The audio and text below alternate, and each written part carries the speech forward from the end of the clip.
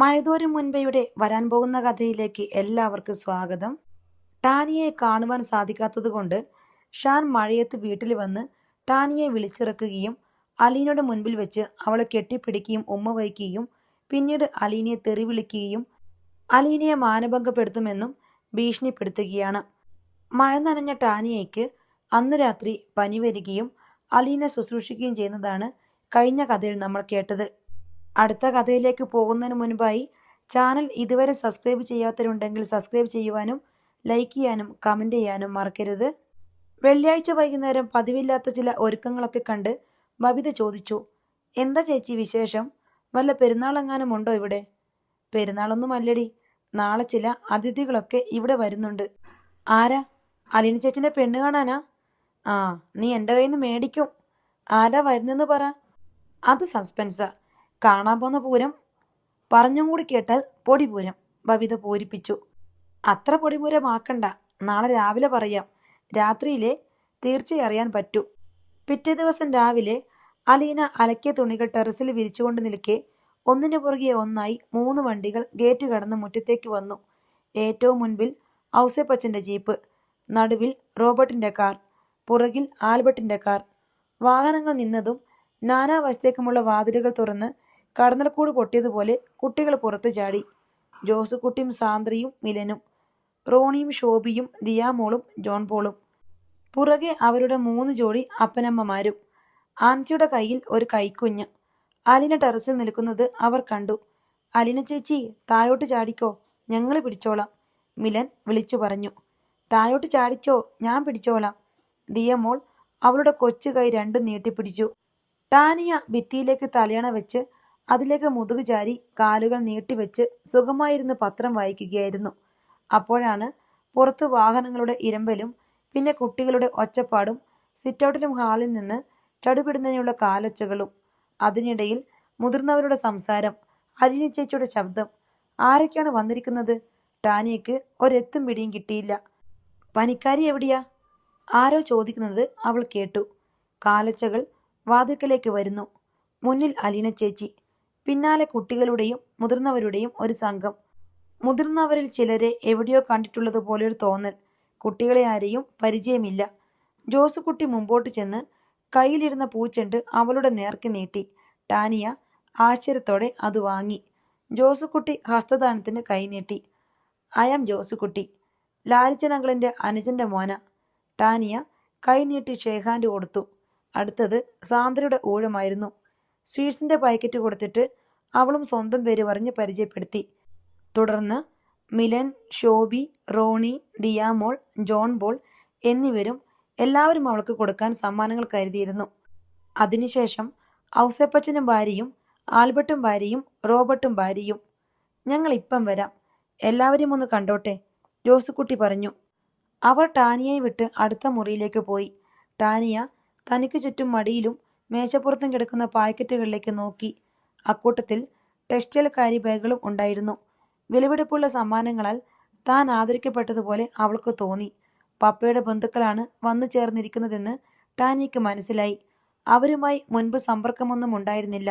പപ്പയുടെ ഇളയ പെങ്ങളുടെ ഒത്തുകല്യാണത്തിന് പോയതും പപ്പയുടെ അമ്മച്ചി മരിച്ചപ്പോൾ പുനലൂരെ തറവാട്ടിൽ പോയതുമാണ് അവളുടെ ഓർമ്മയിൽ പപ്പയുടെ വീടുമായി ബന്ധപ്പെട്ട 2 സന്ദർഭങ്ങൾ.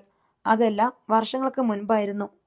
റീതാമ്മ ആൻറ്റിക്കും മമ്മിക്കും പപ്പയുടെ വീട്ടുകാരോട് ആദ്യം മുതലേ അനിഷ്ടമായിരുന്നുവെന്ന് അവൾ ഓർത്തു. മമ്മിയും റീതാമ്മ ആൻറ്റിയും അവരെക്കുറിച്ച് കുറ്റങ്ങൾ മാത്രമേ പറഞ്ഞു കേട്ടിട്ടുള്ളൂ. സ്വാർത്ഥരും അത്യാഗ്രഹികളും ദുർമാർഗികളും കാപട്യക്കാരുമാണ് എന്ന് മമ്മിയും റീതാമ്മ ആൻറ്റിയും അവരെപ്പറ്റി വ്യാഖ്യാനിക്കുന്നത് കേട്ടിട്ടുണ്ട്. തറവാട്ട് സ്വത്തിൽ നിന്ന് പപ്പയ്ക്ക് കിട്ടേണ്ട വിഹിതം അവർ ഒത്തുചേർന്ന് സൂത്രത്തിൽ അടിച്ചുമാറ്റി എന്നതായിരുന്നു ഏറ്റവും മുന്തിയ ആരോപണം. അതിനാൽ മമ്മിയും റീതാമ്മ ആൻറ്റിയും പപ്പയുടെ വീട്ടുകാരുമായുള്ള ബന്ധം വിച്ഛേദിച്ചു കളഞ്ഞു. അവൾ ആലോചനയിൽ മുഴുകിയിരിക്കെ ടെൽസയും ടോജോയും അവർക്ക് കിട്ടിയ സമ്മാനങ്ങളുമായി മുറിയിലേക്ക് വന്നു. ചേച്ചി, ഇത് കണ്ടോ? ടോജോ അവന് കിട്ടിയ ജീൻസും ഷർട്ടും ടീഷർട്ടും അവളെ കാണിച്ചു. അവൻ്റെ കയ്യിൽ ചോക്ലേറ്റ് ബാറുകളും ഉണ്ടായിരുന്നു. എടി ചേച്ചി, ഇങ്ങോട്ട് നോക്കടി. ടെൽസ അവൾക്ക് കിട്ടിയ ലാച്ച ഉയർത്തി കാണിച്ചു. അവരെല്ലാം സന്തോഷഭരിതരാണെന്ന് ടാനിയ കണ്ടു. വന്ന പോലെ തന്നെ അവർ മുറി വിട്ടു പോവുകയും ചെയ്തു. അതിഥി സംഘം എൽസമ്മയുടെ മുറിയിലായിരുന്നു. അവർ എത്തിയതോടെ ബബിത പിന്നാക്കം മാറി നിന്നു. കുട്ടികളെ ആരെയും പരിചയമില്ലെങ്കിലും സ്റ്റാൻലിയുടെ അനുജന്മാരെയും അവരുടെ ഭാര്യമാരെയും എൽസമ്മ തിരിച്ചറിഞ്ഞു. എൽസമ്മയെ അലീന താങ്ങി എണീപ്പിച്ചിരുത്തി. മുകളിൽ നിന്ന് തൂക്കിയിട്ടിരുന്ന കയറിൽ കൈ പിടിപ്പിച്ചു. ആ കയറിൽ പിടിച്ചുകൊണ്ട് കുറെ നേരം ഇരിക്കാൻ എൽസമ്മയ്ക്ക് സാധിക്കുമായിരുന്നു. ഇവളാണ് എൻ്റെ വലങ്കൈ ബബിത, എൻ്റെ അനുജത്തി. അലീന അവളുടെ തോളത്ത് കൈയിട്ട് ചേർത്ത് പിടിച്ച് പരിചയപ്പെടുത്തി. അത് ഏത് വകയിലാണെന്ന് അറിഞ്ഞാൽ കൊള്ളാം. മിലൻ സ്റ്റൂളിന് മീതേക്ക് കാലെടുത്ത് വച്ചുകൊണ്ട് ഒരു റൗഡി മട്ടിൽ ചോദിച്ചു. ഇവളെ പ്രസവിച്ചതും എന്നെ പ്രസവിച്ചതും ഒരേ അമ്മ തന്നെയാ, മതിയോ? അലീന പറഞ്ഞു. അത്രയ്ക്കങ്ങോട്ട് ക്ലിയർ ആയില്ല. അങ്ങനെയുള്ള ഒരനുജത്തി ഇങ്ങനെയൊരു സ്ഥലത്ത് വന്ന്. നീ പോടാ, നീ സമയം കിട്ടുമ്പം എൻ്റെ അടുത്ത് വാ, ഞാൻ ക്ലിയർ ആക്കി തരാം. എനിക്കിപ്പം സമയം കിട്ടിയിരിക്കുക, മിലൻ പറഞ്ഞു. നിനക്ക് സമയം കിട്ടുമ്പോഴല്ല, എനിക്ക് സമയം കിട്ടുമ്പം, അലീന തിരുത്തി. അതൊന്ന് പറഞ്ഞേക്കണേ, എപ്പോഴാണെന്ന്. അപ്പോയിൻമെൻറ്റ് ബുക്ക് ചെയ്തിരിക്കുന്നു. മിലൻ തൽക്കാലം പിൻവാങ്ങി. ഇപ്പുറത്ത് ഗേറ്റിന് മുമ്പിൽ ഒരു ബൈക്ക് വന്ന് നിന്ന് ഹോണടിക്കുന്നുണ്ടായിരുന്നു. ടാനിയ ജനൽപ്പാളി രണ്ടും നല്ലപോലെ തുറന്ന് ഗേറ്റിന് നേർക്ക് നോക്കി. ഷാൻ, കൂട്ടത്തിൽ ആഷിക്കും. അവളുടെ നെഞ്ചിലൊരു പിടച്ചിലുണ്ടായി. മുറ്റത്ത് 2-3 വണ്ടികൾ കണ്ടതിനാൽ അകത്തേക്ക് കയറി വരാൻ മടിച്ചു നിൽക്കുകയാണ് ഷാൻ എന്ന് അവൾക്ക് മനസ്സിലായി. അവൻ മൊബൈലെടുത്ത് നമ്പർ പ്രസ് ചെയ്യുന്നത് കണ്ട് അവൾ പെട്ടെന്ന് ബെഡിനടിയിൽ ഒളിപ്പിച്ചു വച്ചിരുന്ന സെൽഫോൺ എടുത്തു. അതിൻ്റെ ഡയലിൽ ഷാനിൻ്റെ പേരും നമ്പറും തെളിഞ്ഞു. സൈലന്റ് മോഡിൽ ഇട്ടിരിക്കുന്നതിനാൽ ഒച്ചയില്ല. ഷാൻ, ഇപ്പം ഇങ്ങോട്ട് വരരുത്, അവൾ പരിഭ്രമത്തോടെ പറഞ്ഞു. വന്നാലെന്താ? ആരെങ്കിലും പിടിച്ച് വിഴുങ്ങുമോ? പപ്പയുടെ ബന്ധുക്കൾ വന്നിട്ടുണ്ട്, അവരും എന്നെ ഒന്ന് കാണട്ടെ. ഷാൻ പ്ലീസ്, എങ്കിൽ നീ പുറത്തോട്ട് വാ. എനിക്ക് പനിയാണെന്ന് ഞാൻ പറഞ്ഞില്ലായിരുന്നോ? പിന്നെ എന്തിനാ? എനിക്ക് സംശയമുണ്ട്. നീ ഇപ്പം എത്ര ദിവസമായി പനിയാണെന്ന് പറഞ്ഞ് അകത്തിരിക്കുന്നു? മറ്റവൾ പിടിച്ചു വെച്ചിരിക്കുകയല്ലേ നിന്നെ? എന്നെ ആരും പിടിച്ചു വെച്ചിട്ടില്ല. ഷാന് കാര്യം പറഞ്ഞാൽ എന്താ മനസ്സിലാകാത്തെ? എത്ര തവണ ഞാൻ പറഞ്ഞു? നിനക്കെന്താടി ഇത്ര ദേഷ്യം? എന്നെ പഠിപ്പിക്കാൻ വരല്ലേ? കാലെ പിടിച്ച് ഞാൻ റോഡിൽ കൂടി വലിക്കും, പറഞ്ഞേക്കാം. ഷാൻ, ദൈവത്തെ ഓർത്ത് ഇപ്പൊ പോ. അത്രയും പറയുമ്പോഴേക്കും വാതിക്കൽ ഒരു നിലനക്കം കണ്ട് അവൾ പെട്ടെന്ന് കോൾ കട്ട് ചെയ്തു. വേഗം ഫോൺ ബെഡിന് കീഴിലേക്ക് തിരികെങ്കിലും മുറിയുടെ നേർക്ക് വന്ന അലീന അത് കണ്ടു. അവൾ ബെഡിനടുത്തേക്ക് വന്നു. ഷാനും കൂട്ടുകാരും ഗേറ്റിനരികെ നിൽക്കുന്നത് അവൾ കണ്ടു. അവൾ ടാനിയെ നോക്കി. ടാനിയുടെ മുഖം വല്ലാതായി. നിനക്ക് സുഖമില്ലാതിരിക്കുകയാണെന്ന് അവനോട് പറഞ്ഞില്ലേ? ടാനിയ മൂളി.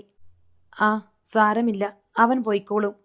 അലീന ജനൽപ്പാളികൾ അടച്ചു. അതിനുശേഷം മുറി വിട്ടുപോയി. ടാനിയെ പിന്നെ അത് തുറന്നുമില്ല. വൈകുന്നേരത്തോടെ സ്റ്റാൻലിയും മൗതുക്കുട്ടിച്ചാനും എത്തിച്ചേർന്നു. അലീന ഔസേപ്പച്ചനെ കൊണ്ട് വിളിപ്പിച്ചിട്ടാണ് അവർ വന്നത്. 4 മണി വരെ ടാനിയ കട്ടിൽ തന്നെ കഴിച്ചുകൂട്ടിയെങ്കിലും ഒടുവിൽ സാന്ദ്ര വന്ന് അവളെ വലിച്ചെഴുന്നേൽപ്പിച്ചു. മിലൻ അവളുടെ നെറ്റിയിലും കവിളെടുത്തും കൈത്തലം വെച്ച് നോക്കിയിട്ട് പറഞ്ഞു, ഇത്തിരി കള്ളപ്പനി മാത്രമേ ബാക്കിയുള്ളൂ, ശരിക്കുള്ള പനിയെല്ലാം പോയി. അലീന അവൾക്ക് കുളിക്കാൻ ചൂടുവെള്ളം തയ്യാറാക്കി വെച്ചിരുന്നു. ഒന്ന് കുളിച്ച് പുത്തൻ ഡ്രസ്സ് അണിഞ്ഞു കഴിഞ്ഞപ്പോൾ അവൾക്ക് ഒരു നവോന്മേഷം അനുഭവപ്പെട്ടു. പതുക്കെ പതുക്കെ കുട്ടികളുടെ മാമാങ്കത്തിൽ അവളും പങ്കുചേർന്നു. അലീനയും വത്സമ്മയും ആൻസിയും കിച്ചണിലായിരുന്നു. രാത്രിയിലേക്കുള്ള ഡിന്നർ ഒരുക്കുകയാണ്. ജ്യേഷ്ഠാനുജന്മാർ 4 പേരും ഒരു കുപ്പി സൗകര്യമായി പങ്കുവയ്ക്കുവാൻ വേണ്ടി പറ്റിയ ഒരിടം തേടി അങ്ങിങ്ങ് നടന്നു.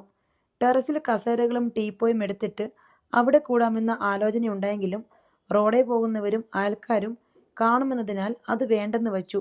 ഒടുക്കം പിൻവരാന്തയിൽ അവർ ഒത്തുകൂടി. 2 പെഗ് അകത്ത് ചെന്ന് കഴിഞ്ഞപ്പോൾ ഔസേപ്പച്ചൻ പറഞ്ഞു, ലാലിച്ചായ, ഇനി നമ്മൾ വിട്ടുകൊടുക്കരുത്. നമ്മുടെ കുടുംബം, നമ്മുടെ മക്കള്.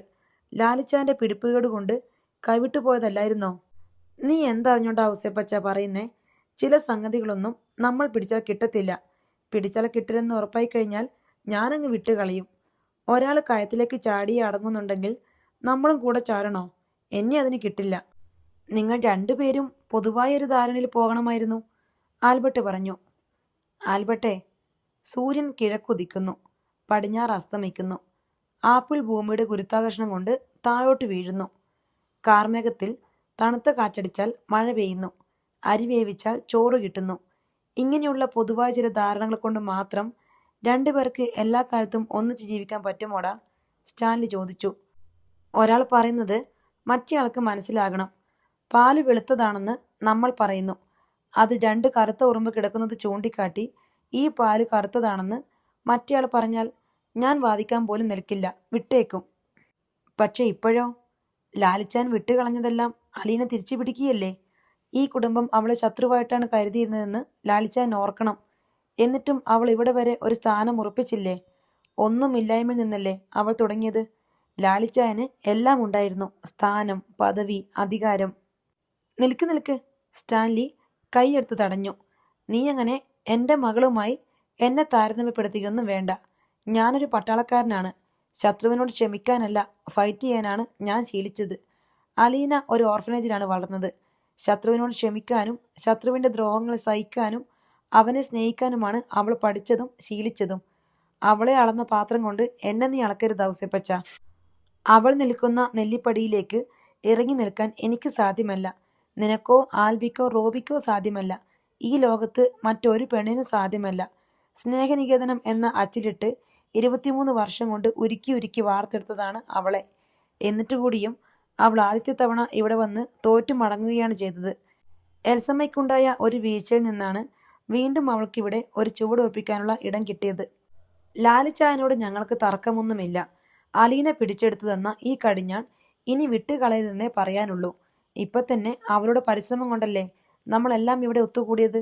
അവൾക്കോ ഞങ്ങൾക്കോ എന്തെങ്കിലും ലാഭമുണ്ടാക്കാൻ വേണ്ടിയല്ല. നമ്മളെല്ലാവരും ഈ കുടുംബത്തോടൊപ്പം നിൽക്കുമെന്ന് അവരെ മനസ്സിലാക്കി കൊടുക്കാൻ.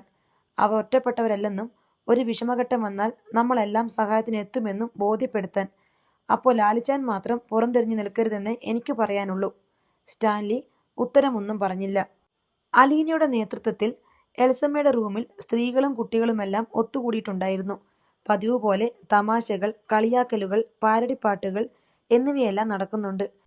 ടെൽസയും ടോജോയും ടാനിയുമെല്ലാം അതിൽ ഭാഗഭാക്കുകളായി. എൽസമ്മയ്ക്ക് എല്ലാം കാണാനും കേൾക്കാനും പാകത്തിൽ അലീന അവരെ ചാരിക്കിടത്തിയിരിക്കുകയാണ്. ജോസുകുട്ടി മില്ലനും കുറെ ടിൻഡുമോൻ തമാശകൾ അവതരിപ്പിച്ച് എല്ലാവരെയും പൊട്ടിച്ചിരിപ്പിച്ചു. ഷോബി ചില മിമിക്രികൾ കാട്ടി. ജോൺ പോൾ ചെല്ലം ചെല്ലം ഞാനൊരു പുൽച്ചാടി എന്ന പാട്ടുപാടി എല്ലാവരുടെയും കയ്യടി വാങ്ങി. ദിയമോൾ ഒരു തമിഴ് പ്രസംഗത്തിനൊരുങ്ങി. ഇത്രയും ആയപ്പോഴേക്കും ജോൺ പോൾ എഴുന്നേറ്റ് അത് വികൃതമായി അനുകരിച്ച് പ്രസംഗം അലങ്കോലപ്പെടുത്തി. അവന് ഭയങ്കര കുശുമ്പ.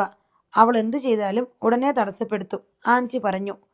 പിന്നീട് എല്ലാവരും നിർബന്ധിച്ചപ്പോൾ ദിയമോൾ ഒരു സിനിമാറ്റിക് ഡാൻസ് നടത്തി. എൽസമ്മ കിടക്കയിൽ ചാരിക്കിടന്ന് എല്ലാം കാണുന്നുണ്ടായിരുന്നു. ബന്ധുജനങ്ങളുടെ കൂട്ടായ്മ, ജീവിതത്തിൻ്റെ ആനന്ദത്തുടിപ്പുകൾ, മരണത്തിൽ നിന്നുമുള്ള മടക്കയാത്രയുടെ ധന്യത, ഇവയെല്ലാം അവർക്ക് തിരിച്ചറിയാൻ കഴിയുന്നുണ്ടായിരുന്നു. പുനലൂർ നിന്ന് വന്ന സംഘം മടങ്ങുകയാണ്. ടോജോയുടെയും ടെൽസിയുടെയും മുഖം വാടിയിരുന്നു. ഓരോരുത്തർ അവരോട് യാത്ര പറയുമ്പോൾ അവരുടെ മനസ്സിൽ ഇതുവരെ അനുഭവിച്ചിട്ടില്ലാത്തൊരു സങ്കടം കൂടുകെട്ടി. ഇനി നിങ്ങളെല്ലാവരും കൂടി ഒരു ദിവസം പത്തനാപുരത്തേക്ക് വാ, ജോസുകുട്ടി ടാനിയോട് പറഞ്ഞു. ആ, ഞാൻ വരാം, അവളുടെ പുറകിൽ നിന്ന് ടെൽസ പറഞ്ഞു. ജോസുകുട്ടിയും സാന്ദ്രയും ടാനിയയ്ക്ക് തങ്ങളുടെ ഫോൺ നമ്പറുകൾ കൊടുത്തു. ടാനിയ വീട്ടിലെ നമ്പർ മാത്രമേ കൊടുത്തുള്ളൂ. അവളുടെ സെൽഫോണിൽ മറ്റാരും സംസാരിക്കാൻ പാടില്ലെന്ന നിബന്ധനയിലാണ് ഷാൻ അവൾക്ക് സെറ്റ് വാങ്ങിച്ചു കൊടുത്തിരുന്നത്.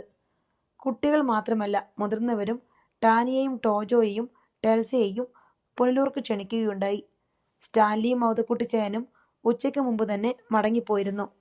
പുനലൂർ സംഘം അവരവരുടെ കാറുകളിൽ ചെന്ന് കയറി. ടാനിയയും ടോജോയും ടെൽസയും അലീനയും ബബിതയും ഓരോരുത്തർക്കും യാത്രാമംഗളങ്ങൾ നേർന്നുകൊണ്ട് വാഹനങ്ങൾക്ക് ചുറ്റും നിന്നു. ജീപ്പും കാറുകളും ഗേറ്റ് കടന്ന് റോഡിലേക്ക് ഓടിച്ചുപോയി. ടെൽസ ഓടി അകത്തേക്ക് പോയി. ടോജോ ഗേറ്റടച്ചു. അലീന ചെന്ന് നോക്കുമ്പോൾ ടെൽസ സോഫയിൽ കമിഴ്ന്ന് കിടപ്പുണ്ട്. അലീന പിടിച്ചു നിർത്താൻ ശ്രമിച്ചപ്പോൾ അവൾ മാന്തുകയും പിച്ചുകയും ചെയ്തു. ഒടുവിൽ കണ്ണീരോടെ മുഖമുയർത്തി. നീ എന്തിനാ കരയണേ? അത്രയ്ക്ക് സങ്കടമായി പോയോ? ദിയാമോളെ എനിക്ക് വേണം. ടെൽസ കണ്ണ് തുടച്ചു. നമുക്കൊരു ദിവസം അവിടെ പോകാം, അവളെ കാണാം, അവധിക്കാലത്ത് അവിടെ പോയി നിൽക്കാം, അല്ലെങ്കിൽ അവളെ ഇങ്ങോട്ട് കൂട്ടിക്കൊണ്ടുവരാം. സത്യം? സത്യം. ടെൽസയ്ക്ക് സന്തോഷമായി. രാത്രിയിൽ അലീന മരുന്ന് കൊടുക്കുമ്പോൾ ടാനിയ ചോദിച്ചു, ഇത്രയും കാലത്തിനിടയ്ക്ക് ഇങ്ങോട്ടാരും വന്ന് കണ്ടില്ലല്ലോ. ഇതിപ്പോ അലീന ചേച്ചി വിളിച്ചു വരുത്തിയത് കൊണ്ട് വന്നു അല്ലേ? അവളുടെ സ്വരത്തിൽ ലേശം അമർഷമുണ്ടായിരുന്നു. അലീന അവളുടെ മുഖത്തേക്ക് നോക്കിയിരുന്നു. മോളെ, നമ്മൾ വാതിൽ തുറന്നിട്ടില്ലായിരുന്നു, പിന്നെ എങ്ങനെ അവർ വരും? വാതിൽ തുറന്നാണോ അടഞ്ഞാണോ കിടക്കുന്നതെന്ന് അവർ വന്ന് നോക്കിയോ? നോക്കണ്ട, അല്ലാതെയും അറിയും. വാതിൽ അടഞ്ഞാണ് കിടന്നത്. അതൊന്ന് തുറന്നു കിട്ടാൻ ഞാൻ എത്ര മുട്ടിയെന്ന് എനിക്കേ അറിയൂ. നമ്മൾ വാതി തുറന്നിട്ടാൽ മാത്രം അതിഥികൾ വരണമെന്നില്ല. ക്ഷണിക്കണം. ക്ഷണിച്ചാൽ മാത്രം മതിയോ? അതിഥികളെ സന്തോഷത്തോടെ സ്വീകരിക്കുകയും ചെയ്യണം. അങ്ങനെയൊരു മാനസികാവസ്ഥ ഇവരുണ്ടായിരുന്നോ? പാപ്പയുടെ സ്വന്തക്കാരെ ശത്രുക്കളായിട്ടല്ലേ കണ്ടിരുന്നത്? അവർ ഞങ്ങളോട് കുറെ ദ്രോഹം ചെയ്തിട്ടുണ്ട് ചേച്ചി. മമ്മിയും റീത്താമാൻറ്റിയും പറഞ്ഞു കേട്ടതല്ലേ നിനക്കറിയൂ. ഞാൻ മനസ്സിലാക്കിയെടുത്തോളം റീത്താമാൻറ്റി നിങ്ങളെ ദ്രോഹിച്ചിടത്തോളം ആരും ദ്രോഹിച്ചിട്ടില്ല. ടാനിയ മൗനമായിരുന്നു. അവൾക്ക് തർക്കിക്കാൻ വയ്യ. അലീനയുടെ കൈവശം തെളിവുകളുണ്ട്. റീത്താമാൻറ്റിയുടെ തട്ടിപ്പും വെട്ടിപ്പും ചതിയും വഞ്ചനയും അലീന അവൾക്ക് ബോധ്യപ്പെടുത്തി കൊടുത്തിട്ടുണ്ട്. അലീന ചേച്ചി അവരോട് പറഞ്ഞു അല്ലേ എനിക്ക് ഷാനുമായി ബന്ധമുണ്ടെന്ന്? നിന്നോട് ആര് പറഞ്ഞു ഇത്? ആരും പറഞ്ഞില്ല. എന്നാലും അവരെന്നെ ഉപദേശിക്കാൻ വന്നതാണെന്ന് തോന്നി. നീ എന്താ വിചാരിച്ചത്? ഞാൻ നിന്നെപ്പറ്റി അവരോട് കുറ്റം പറയുമെന്നോ? ഒരിക്കലുമില്ല മോളെ. നിന്നെ ഒരു വിധത്തിലും ഞാൻ താഴ്ത്തിക്കെട്ടുകയില്ല. നീയും ടോജോയും ടെൽസയും അവരെക്കാൾ ഒട്ടും മോശക്കാരില്ലെന്ന് നിങ്ങളെ തന്നെ ബോധ്യപ്പെടുത്താൻ വേണ്ടിയാ ഞാൻ അവരെ ക്ഷണിച്ചു വരുത്തിയത്. അവരിൽ ആരെങ്കിലും നിങ്ങളെ മോശമായിട്ട് കണ്ടോ? അങ്ങനെ പെരുമാറിയോ? ഇല്ലെന്ന് ടാനിയ തലവെട്ടിച്ചു. നിന്നെപ്പറ്റി ഞാൻ നല്ലതല്ലേ പറഞ്ഞിട്ടുള്ളൂ. നീ എൻ്റെ അനുജത്തിയല്ലേടി. ഇപ്പോഴും നിനക്കത് ബോധ്യമാകാത്തത് എന്തുകൊണ്ടാ? സോറി ചേച്ചി. ഞാൻ വിചാരിച്ചു എന്നെ ഷാനും തമ്മിൽ അകറ്റാൻ വേണ്ടി. ഇപ്പോൾ നിനക്ക് തോന്നിയല്ലോ നീയും ഷാനും തമ്മിലുള്ള ബന്ധത്തെപ്പറ്റി അവരോട് പറയുന്നത് ഒരു പോരായ്മയാണെന്ന്. നമ്മുടെ നേട്ടങ്ങളെപ്പറ്റി നമ്മൾ അഭിമാനത്തോടെയല്ലേ മറ്റുള്ളവരോട് പറയാറ്. ഷാനുമായി പ്രേമത്തിലാണെന്ന് നമ്മൾ ബഹുമാനിക്കുന്ന ആരോടെങ്കിലും നിനക്ക് അഭിമാനത്തോടെ പറയാൻ കഴിയുമോ? ഇല്ല. അത് പറയുമ്പോൾ നിനക്ക് തന്നെ തോന്നും നീ ഇത്തിരി തരം താഴ്ന്നു പോയെന്ന്. നമ്മുടെ ചിറ്റപ്പന്മാരുടെ മക്കളാണ് ഇന്ന് വന്നിട്ട് പോയത്. അവരൊക്കെ പഠിക്കുകയാണ്. പ്രായത്തിൽ വലിയ വ്യത്യാസമൊന്നുമില്ല. നീ അവരെക്കാൾ ഒരു ഇഞ്ച് പോലും പുറകിലല്ല എന്നാണ് ഇപ്പോഴും എൻ്റെ വിശ്വാസം. മനസ്സ് വെച്ചാൽ അവരെക്കാൾ മുമ്പിൽ കയറാനും നിനക്ക് സാധിക്കും. ടാനിയ മിണ്ടാതിരുന്ന് കേട്ടു. ഇപ്പോൾ നീ ഷാൻ്റെ കൂടെ പോവുകയാണെന്നിരിക്കട്ടെ. അവരെല്ലാം മൂക്കത്ത് വിരൽ വയ്ക്കില്ലേ? കഷ്ടം, ടാനി അങ്ങനെ ചെയ്തല്ലോ. എന്തുമാത്രം നല്ല കുട്ടിയായിരുന്നു. അവൾക്ക് എത്രയോ വലിയ ഭാവിയുള്ളതായിരുന്നു. എല്ലാം നശിപ്പിച്ചല്ലോ എന്നല്ലേ എല്ലാവരും പറയൂ. ആ ഓർമ്മ എപ്പോഴും നിന്റെ മനസ്സിൽ വേണം. അലീന പറഞ്ഞു നിർത്തി. ടാനിയ അവളുടെ മുഖത്ത് നോക്കാതെ ദൃഷ്ടി താഴ്ത്തിയിരുന്നു. അസുഖം മാറി വീണ്ടും കോളേജിൽ പോകാമെന്നായപ്പോൾ ടാനിയ അലീനോട് തന്നെ കാറിൽ കൊണ്ടുവിടണമെന്ന് ആവശ്യപ്പെട്ടു. അല്ലാതെ പോയാൽ ഷാനെ കാണേണ്ടി വരും. ഷാൻ വിളിച്ചാൽ എനിക്ക് അതുവഴി ചെല്ലാതിരിക്കാൻ പറ്റില്ല. നിന്റെ മനസ്സിൽ നിന്ന് അവനെ ഇറക്കിവിടാതെ നീ എത്ര ഒഴിഞ്ഞു മാറിയാലും ഫലമില്ല, അലീന പറഞ്ഞു. അവൾ ടാനിയെയും ടോജോയെയും ടെൽസിയെയും കാറിൽ കയറ്റിക്കൊണ്ടുപോയി. വൈകുന്നേരം പോയി തിരിച്ചു കൊണ്ടുവരികയും ചെയ്തു. ആദ്യ ദിവസം കുഴപ്പമൊന്നുമില്ലാതെ പോയി. രണ്ടാം ദിവസം വൈകുന്നേരം അലീന കാറോടിച്ചു പോരുമ്പോൾ ഒരു ബൈക്ക് വന്ന് കാറിന് വിലങ്ങി. അലീന സഡൻ ബ്രേക്കിട്ട് കാർ നിർത്തി. ബൈക്കിന് പിന്നിൽ ഷാൻ ഇരിക്കുന്നത് അലീന കണ്ടു. പുറകെ 2 ബൈക്കുകൾ കൂടി വന്ന് കാറിൻ്റെ ഇരുവശത്തുമായി നിന്നു. അവയിൽ 3 ആൾ വീതമുണ്ടായിരുന്നു. ഷാൻ ബൈക്കിൽ നിന്ന് ഇറങ്ങി വന്നു. ടാനിയ ഇരുന്ന സൈഡിലെ ഡോർ വലിച്ചു തുറക്കാൻ ശ്രമിച്ചു. അത് ലോക്ക് ചെയ്തിരിക്കുകയായിരുന്നു. ഇങ്ങോട്ടിറങ്ങി വാടി, ഷാൻ കൈയെടുത്ത് ആംഗ്യം കാട്ടിക്കൊണ്ട് അലറി. ടാനിയ പേടിയോടെ അലീനയെ നോക്കി. രംഗം മോശമാണെന്ന് അലീനയ്ക്ക് മനസ്സിലായി. ഇറങ്ങണ്ട, അവൾ പറഞ്ഞു. ഷാൻ ബൈക്കിലിരുന്ന കൂട്ടുകാരൻ്റെ കയ്യിൽ നിന്ന് കമ്പിവടി വാങ്ങി കാറിൻ്റെ ചില്ല് അടിച്ചു പൊട്ടിച്ചു. ടെൽസ ഭയന്ന് നിലവിളിച്ചു. ടോജോ നടുങ്ങിയിരിക്കുകയാണ്. പൊട്ടിയ ചില്ലുകൾ ടാനിയയുടെ മടിയിലും ദേഹത്തും മുടിയിലുമെല്ലാം പൊടിഞ്ഞു വീണു. ഷാൻ ചില്ലു പൊട്ടിയ വിൻഡോയിലൂടെ കൈയിട്ട് കാറിൻ്റെ ലോക്കെടുത്തു. സർവ്വശക്തിയും ഉപയോഗിച്ച് ഡോർ വലിച്ചു തുറന്നു. മുന്നിൽ ഇടതുവശത്തെ സീറ്റിരുന്ന ടാനിയെ വലിച്ച് പുറത്തു ചാടിച്ചു. ഉടൻ സീറ്റ് ബെൽറ്റ് ഊരിമാറ്റി അലീനയും പുറത്തിറങ്ങി.